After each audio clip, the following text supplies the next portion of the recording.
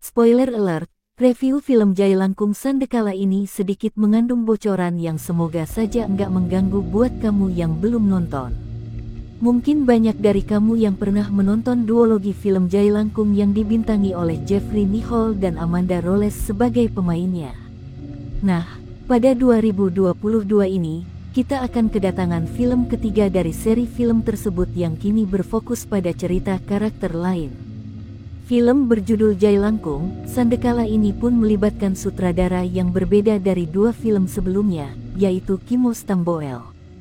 Sinopsis film Jailangkung Sandekala berkisah tentang sebuah keluarga yang sedang melakukan road trip.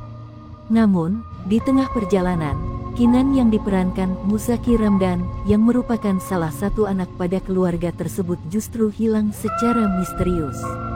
Miki yang diperankan Sifa Haju yang merupakan kakak tirinya Kinan pun mencoba mencarinya, tapi ia justru menemukan sebuah boneka mengerikan yang ternyata adalah Jailangkung. Jailangkung Sandekala terbilang memiliki cerita yang simpel karena proses pencarian Kinan yang menghilang menjadi fokus utamanya. Sepanjang filmnya, kita akan bisa melihat Miki serta orang tua Kinan, yaitu Adrian yang diperankan Dwi Sasono dan Sandra yang diperankan Titi Kamal dalam berusaha mencari keberadaannya. Proses investigasi pencarian Kinan bahkan juga melibatkan pasukan polisi yang dipimpin oleh Majid yang diperankan Mike Lucock.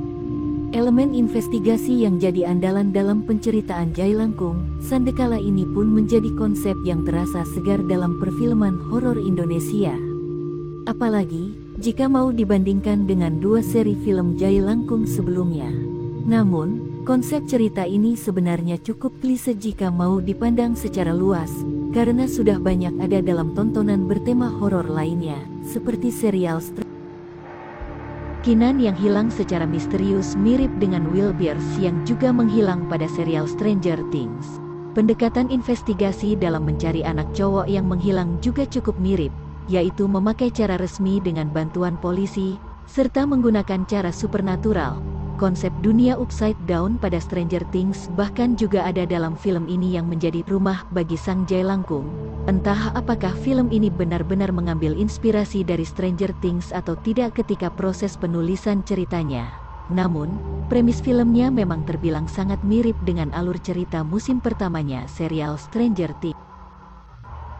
Jumpscare dan gore memang menjadi elemen andalan dalam film horor garapan Kimos Tamboel untuk membuat takut penontonnya. Jailangkung Sandekala pun terbilang berhasil dalam menghadirkan kedua elemen tersebut dalam sejumlah adegannya. Film ini bahkan terbilang cocok untuk orang yang lebih mementingkan intensitas elemen horor tersebut ketimbang jalan cerita yang apik. Bahkan, dengan rating usia untuk penonton berusia 13 tahun ke atas, Jailangkung Sandekala masih bisa menghadirkan momen gore yang terasa brutal. Oh ya, sedikit fakta menarik, Jailangkung Sandekala menjadi film pertama garapan Kimo yang mendapatkan rating 13 tahun ke atas, karena biasanya selalu untuk usia 17 tahun ke atas akibat unsur gore tersebut. Satu-satunya kekurangan dari unsur horor pada film ini adalah porsi tampil sosok hantunya yang sangat mirip. Penampakan secara utuh dari sosok hantu dalam film ini baru benar-benar terlihat menjelang akhir filmnya. Namun, film ini masih tetap sukses membuat penonton ketakutan tanpa harus menampakkan secara utuh sang hantu. Pada Jailangkung Sandekala, Kimos Tamboel lebih banyak menggunakan efek visual CGI pada sejumlah adegannya, termasuk untuk momen gorenya. Hal ini tentunya beda dengan kebanyakan film Kimo yang lebih mengandalkan praktikal efek. Namun, penggunaan CGI dalam film ini terasa kurang rapi sehingga beberapa momen yang memakai efek visual tersebut jadi terlihat seperti animasi dan tak realistis.